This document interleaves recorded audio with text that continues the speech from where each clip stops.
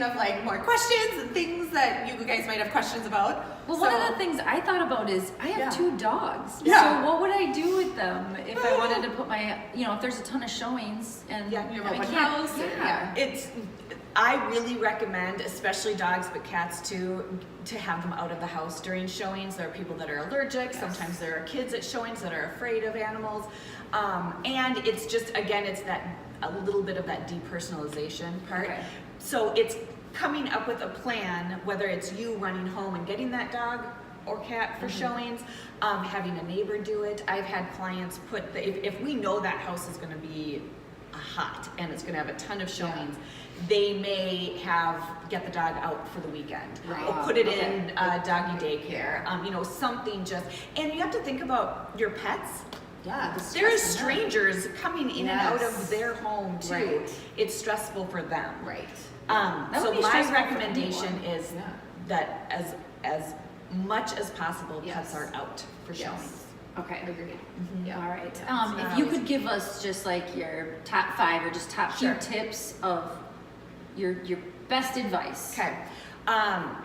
I really do recommend, at least in the main areas of the house, fresh paint. It makes a huge difference. Even if you repaint the same color, color. touch-up Okay. paint, it just makes rooms look fresh and clean. Okay. Deep clean. I'm talking about like wiping down the fan blades Yeah. and baseboards and cleaning out cupboards and clean your oven, clean your fridge. Yes.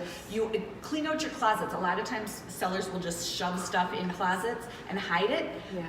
Buyers are going to open that closet. Yeah, they wanna so see that. try to organize make it it as look much like as you can. there Yeah, wouldn't and, be and enough it, like room. it's roomy and there's all sorts of, oh, Yeah. look at all the stuff I could have in here. Yeah. Let's see, that was 2. With kids, their rooms can be tricky. They've got a lot of stuff. They love their stuff.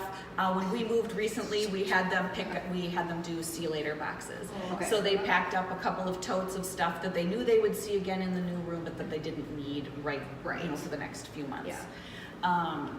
What other? Oh, leaving your house showing ready. So when you leave for work in the morning or wherever you're going, as much as possible, leave the house ready to show so that if you get a last minute showing request, you can say yes.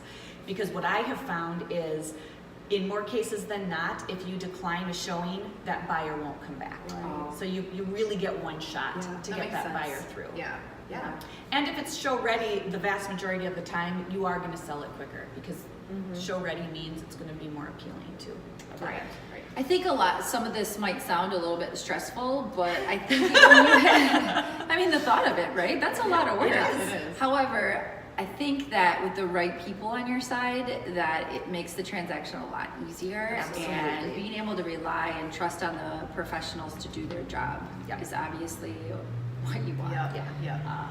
And if you've done the things like decluttering beforehand, it really does make it easier to keep your home show ready because there's less stuff.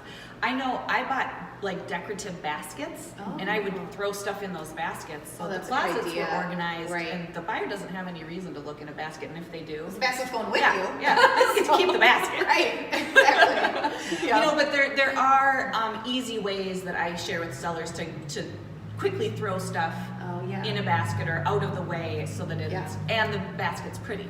Right. So you can have it out. Yep. Exactly. Makes I love sense. that. Yeah. Cool. Well, thanks again. Thanks again. We promise this is for real. Last part, so. Until we